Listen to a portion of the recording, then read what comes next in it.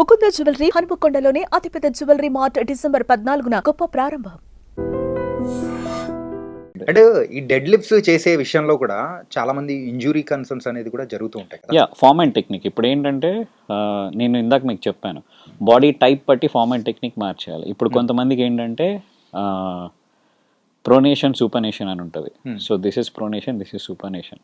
అందరూ switch grip పట్టుకుంటారు, but both హ్యాండ్స్కి సేమ్ మొబిలిటీ ఉండదు. I can turn this easily.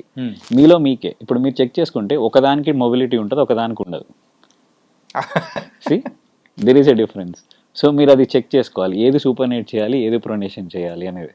తర్వాత ఏంటంటే మన స్పైన్ న్యూట్రాలిటీ ఎలా ఉంది, యాంటీరియర్కి ట్విస్ట్ అయి ఉందా, పోస్టీరియర్కి ట్విస్ట్ అయి ఉందా, పెల్విక్ ట్విస్ట్ ఏమైనా ఉందా, అది చెక్ చేసుకోవాలి. తర్వాత ఫీమర్ లెంత్ ఎక్కువ ఉందా, bone length. Science class same ఇలానే ఉంటది. Why we charge so much అనేది దిస్ ఇస్ ద రీజన్ అనమాట. సో ఇంత పర్టికులర్ గా లిటరల్లీ నేనైతే వర్కౌట్ చేసేటప్పుడు మీ ఫింగర్ ఇలా ఉందా ఎలా ఉందా కూడా చూస్తాను. ఎన్నోసార్లు నేను ఇది కరెక్ట్ చేసిన రోజులు ఉన్నాయి. అంటే ఏంటి అంటే ఇప్పుడు యూజువల్గా ఎప్పుడైనా కానీ మనము బ్యాక్కి కొట్టేటప్పుడు ఇలా పట్టుకుంటాం, కొంతమంది అయితే ఇలా పట్టుకుంటారు. సో డిఫరెన్స్ ఏమొస్తూ ఉంటుంది? సో ఇలా పట్టుకున్నప్పుడు ఏమవుతుందంటే ఫోర్ ఆర్మ్ మజిల్స్ అని ఎంగేజ్ అవుతాయి. Okay. So whenever you pull you can see my bicep coming out. దీన్ని అవుట్ సైడ్ చేశాను అనుకోండి అంత ఫ్లెక్షన్ రాదు. So mostly it's on lats. So అలా అనమాట. ఈ చిన్న చేంజ్ లోనే చాలా డిఫరెన్స్ ఉంటుంది. విచ్ వన్ ఇస్ కరెక్ట్, ఇలానా లేకపోతే ఇలానా? It depends on workout. Okay. ఏ వర్కౌట్ కనేది ఇప్పుడు మీరు ఎగ్జాంపుల్ లాట్ పుల్ డౌన్ అన్నారంటే ఐ వుడ్ సే దిస్. ఇప్పుడు చెస్ట్ ప్రెస్ అన్నారంటే ఇలా కాదు, ఇది బెటర్. ఓకే. సో అట్లా వర్కౌట్ బట్టి టెక్నిక్ మారిపోతూ ఉంటుంది. ఒక వర్కౌట్ చేయించేటప్పుడు ఎన్ నెంబర్ ఆఫ్ ఫ్యాక్టర్స్ అన్ని చూసుకున్న తర్వాత గో అంటారు. అందుకే ఈ ఎన్ నెంబర్ ఆఫ్ ఫ్యాక్టర్స్ అన్ని చూసుకోవడానికి మాకు ఉండేది అరౌండ్ 30 seconds to 1 minute. అందుకే మీరు లక్షల్లో ఛార్జ్ చేస్తున్నారంటే మామూలుగా ఛార్జ్ చేస్తున్నారు ఆబ్వియస్లీ. అందరూ ఏమనుకుంటారంటే ఎందుకు ఇంత ఛార్జ్ చేస్తున్నారు, ఎందుకు ఇంత ఛార్జ్ చేస్తున్నారు. నేను సింపుల్గా ఏంటంటే I cannot explain every one ఇది రీజన్ అని. Come for a demo session, మీకే అర్థమవుతుంది. ఇప్పటిదాకా నా దగ్గరికి డెమో వచ్చి రిటర్న్ వెళ్ళినోడు లేడు. ఓకే. ఒక ఆయన అయితే దుబాయ్ నుంచి వచ్చి డెమో తీసుకొని he went back, he paid for online training, he is training with me now. Recent టైమ్స్లో ఆన్లైన్ ట్రైనింగ్ ఈ ట్రెండ్ బాగా పెరిగిపోయింది. సో ఎంత అంటే కరెక్ట్గా ఎంత న్యాయం చేయగలుగుతారు మీరు ఆన్లైన్ ట్రైనింగ్? ఇప్పుడు ఎవరికైనా జిమ్ ఆల్రెడీ ఎక్స్పీరియన్స్ ఉంది అనుకోండి, జస్టిస్ చేయొచ్చు. If is a new comer, no we cannot. ఇప్పుడు ఒక న్యూ కమర్ ఎవరైనా జిమ్కి వస్తున్నారు అంటే ఇఫ్ సమ్వేర్ అరౌండ్ ఇప్పుడు విజయవాడ గుంటూరు నుంచి ఉంటారు, నేను పర్సనల్గా ఏం చెప్తానంటే come down to Hyderabad for a week. నీకు 1 monthకి చేసే వర్కౌట్స్, ఫార్మ్స్ అండ్ టెక్నిక్స్ అన్ని నేను నేర్పిస్తాను. Then go and train. I will be on video call, I will check your form. This will work. అంటే ఏంటి వారానికి ఒకసారి వచ్చి నేర్చుకుని? వారానికి ఒకసారి కాదు, 1 week వస్తే that will work for like 4 months or 5 months. ఉన్నారా వచ్చి 4 days నేర్చుకుని వెళ్ళిన చాలా మంది ఉన్నారు.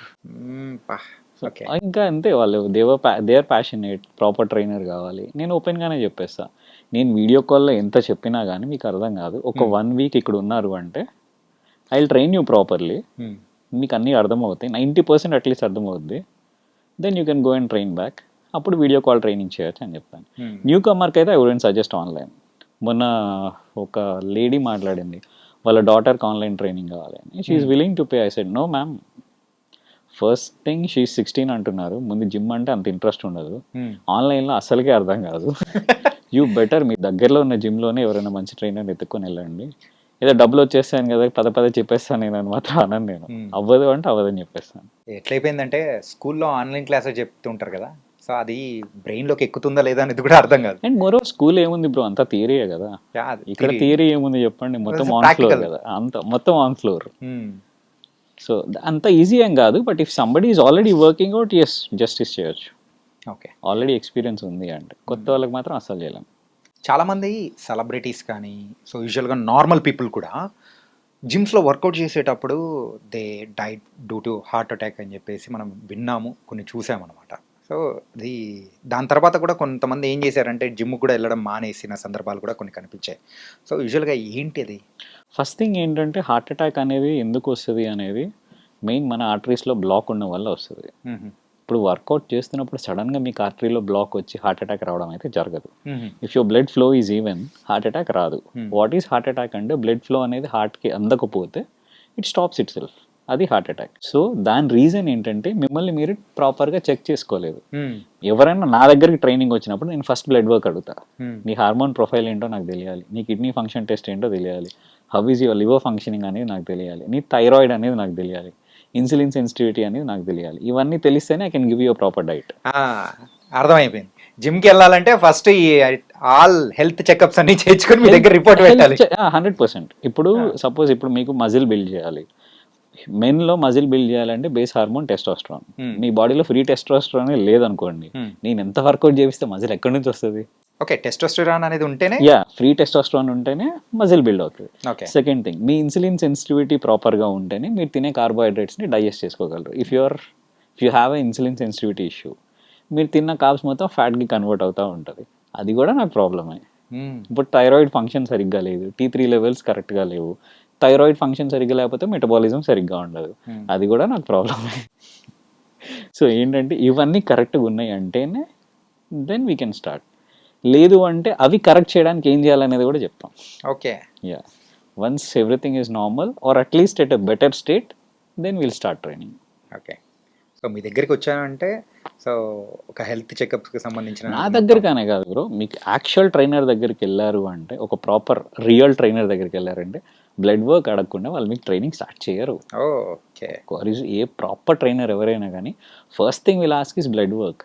సెకండ్ థింగ్ డెక్సా స్కాన్ అని ఉంటుంది. డెక్సా స్కాన్ అంటే ఏంటంటే మీ బాడీలో ఫ్యాట్ ఎంత ఉంది, మజిల్ ఎంత ఉంది, వాటర్ ఎంత ఉంది, బోన్ డెన్సిటీ ఎంత ఉంది, ఏమైనా ఆస్టియోపోరోసిస్ లాంటివి ఏమైనా ఉన్నాయా, మాకు 98% యాక్యురసీతో డేటా వస్తుంది. ఈ రెండు పట్టుకొని మేము ప్లాన్ డిజైన్ చేసేది. పెద్ద ప్లానింగే, పెద్ద ప్లానింగ్ బ్రో. అంటే ఈ పెద్ద కాస్ట్ ఏం కాదు. ఇప్పుడు డెక్సా స్కాన్ ఇస్ లైక్ 20. ఏంటంటే ఈ హెల్త్ చెకప్స్ అనేది కూడా పీపుల్ చేయించుకోవాలి అని అంటే ఒక నిమిషం ఆలోచిస్తూ ఉంటారు. ఏముంది మనం ఇంట్లోనే ఉన్నాం కదా ఎందుకులే అని చెప్పేసి అట్లా వదిలిపెట్టేసేవాళ్ళు. అయితే జిమ్కి వెళ్ళాలి అని అనుకున్నప్పుడు సో ఇవన్నీ ఇంపార్టెంట్ అని తెలుస్తూ ఉంటే దీని వెనక ఇంత సైన్స్ ఉందా అని మాత్రం అర్థమవుతుంది. 100%. ఓకే. సో ఇవన్నీ ఉంటేనే మీ ఇంటర్నల్గా ఏమవుతుంది అనేది తెలుస్తుంది. Whatever you're building is from inside. So ఇంటర్నల్గా అంతా హెల్దీగా ఉంటేనే బయటకి ఏదైనా చేయొచ్చు, లేకపోతే కష్టం. అంటే కమింగ్ టు ద లేడీస్ మెయిన్గా, సో లేడీస్కి ట్రైనింగ్ ఇచ్చేటప్పుడు సో ఎనీ డిఫరెన్సెస్ అంటే డిఫికల్టీస్ ఏమైనా ఫేస్ చేసిన సందర్భాలు ఉన్నాయా? నేను యూజువల్గా అయితే నేను ప్రిఫర్ చేయను, నేను ఓపెన్గానే చెప్తాను. సో ఎందుకంటే అట్లే. సో మెయిన్ థింగ్ ఏంటంటే డిఫరెన్స్ ఆఫ్ ట్రైనింగ్ ఎక్కడ వస్తుంది అంటే, లేడీస్కి వాళ్ళకి టైప్ 2 మజిల్ ఫైబర్స్ ఎక్కువ ఉంటాయి. So fast twitching muscle fibres. మెన్కి కావాల్సినంత రెస్ట్ వాళ్ళకి అవసరం లేదు. సో మనకి 1 hour 15 minutes పట్టే workout they can complete in 45 minutes.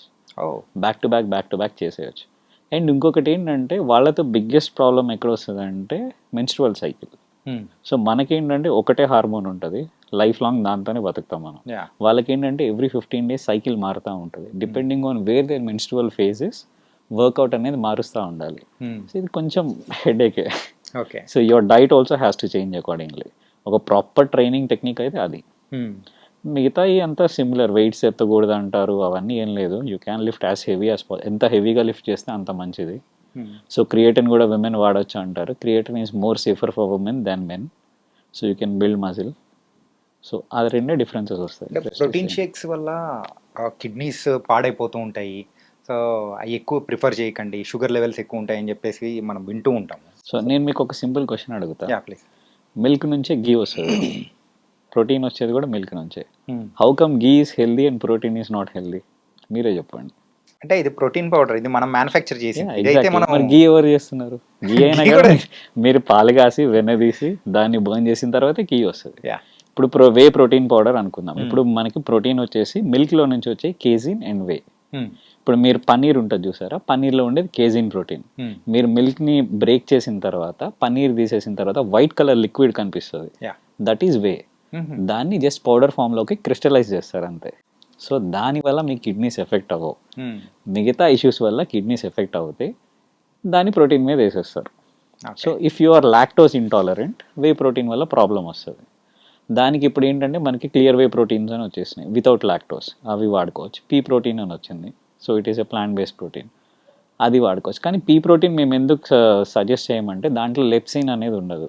లెప్సిన్ అనేది ఏంటంటే it's an enzyme to digest protein. Whey ప్రోటీన్లో అది ఉంటుంది, దాంట్లో అది ఉండదు. కాబట్టి whenever you're buying, pick something which has pepsin in it. Add చేసినవి దొరుకుతున్నాయి, అవి కొనుక్కోండి. యూజువల్గా సెలబ్రిటీస్ ఈ యూజువల్గా ట్రైనింగ్ మీద కానీ సో ఫుడ్ తీసుకునే ఫుడ్ మీద కానీ ఎంత ఖర్చు పెడుతూ ఉంటారు? ట్రైనింగ్ మీద అంటే మా ఫీజు ఎంత అయితే అంత ఉంటుంది. ఓకే. యా ఫుడ్ అవుతుంది. సో ఇప్పుడు ఫీజ్ bulking it be different, cutting different. Around 20,000 to 30,000 అవుతుంది అనుకోండి ఫుడ్కి per month. Month. 20,000 to 30,000. Yeah. Okay. So beef, chicken, eggs, rice, vegetables. So since is a celebrity obviously blueberries and all those things ఎక్కువ costly ఉంటాయి. For them it's fine, they can afford it. Okay.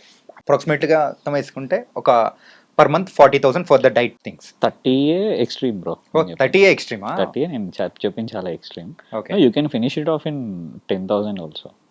అంటే మీకు discipline ఉంది అనుకోండి, if you stick to basics 10 to 15,000 you can finish it of. Proper diet. నేను ఎంత అనుకుంటున్నా తెలుసా, సుమారు ఒక 4-5 lakhs ఏమన్నా మంత్లీ వాళ్ళ ఫుడ్ కి పడుతుందేమో డైట్. లేదు అందరూ అదే అనుకుంటారు కానీ లేదు. ఇప్పుడు మీకు సింపుల్ గా చెప్పేస్తా. ఇప్పుడు కార్తికేయకి వచ్చేకి I give him creatine, whey protein, pre workout. ఇప్పుడు ఒక good quality whey protein isolate వచ్చేసి అరౌండ్ 7,000 to 9,000 ఉంటుంది డిపెండింగ్ ఆన్ బ్రాండ్. అదొక 9,000 అవుతుంది. క్రియేటిన్ వచ్చేసి 1,200 రూపీస్ సంథింగ్ 37కి. ప్రీ వర్కౌట్ వచ్చేసి it will be around 3,000 rupees. So మీకు అక్కడ అరౌండ్ 15,000 సప్లిమెంట్స్ అయింది. సో మీకు యావరేజ్గా బోన్లెస్ చికెన్ తీసుకుంటే 1 kg అరౌండ్ సేఫ్ 350-400 రూపీస్ అనుకోండి. గుడ్ క్వాలిటీ ఎగ్స్ మీరు ట్రే తీసుకుంటే that will be another 350. So ఈ చికెన్ మీకు 2 days వస్తుంది, ఎగ్స్ మీకు 3 days వస్తాయి. రఫ్లీ it will be around 10,000 to 12,000 అవుతుంది. క్యాల్కులేషన్ భలే చెప్పేశారు. ఈజీ. అందరూ ఏమనుకుంటారంటే ఈటింగ్ హెల్దీ ఈస్ కాస్ట్లీ అనుకుంటారు. No, it's not costly. Okay. అస్సలు కాదు.